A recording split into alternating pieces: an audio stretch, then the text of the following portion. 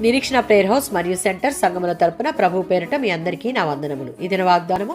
Ruth గ్రంథము 2వ అధ్యాయం 12వ వచనం. యెహోవా నీకు సంపూర్ణమైన బహుమానం ఇచ్చును. రూతు గ్రంథం 1వ అధ్యాయం 16వ వచనం.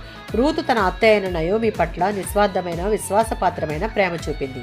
దానికి గల కారణం నయోమి యొక్క జీవన శైలి మరియు దేవుని ఎడల ఆమెకున్న అపారమైన భక్తి.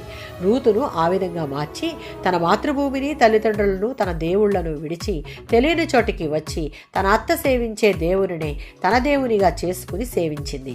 ఇది తెలిసిన బోయజు రూతుతో, నీవు చేసిన దానికి యెహోవా ప్రతిఫలమిస్తాడు. ఆయన రెక్కల క్రింద సురక్షితముగా ఉండునట్లు వచ్చితివి కనుక దేవుడు నీకు సంపూర్ణమైన బహుమానం ఇచ్చును అని అన్నాడు.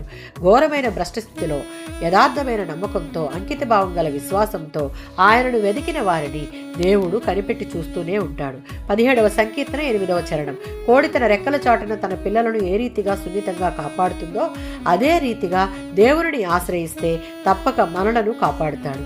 సామెతల గ్రంథం 11వ అధ్యాయం 18వ వచనం. దేవుని సన్నిధిని న్యాయంగాను యథార్థంగాను సమీపించి కన్నీటితో ప్రార్థిస్తే శాశ్వతమైన బహుమానము దొరుకుతుంది.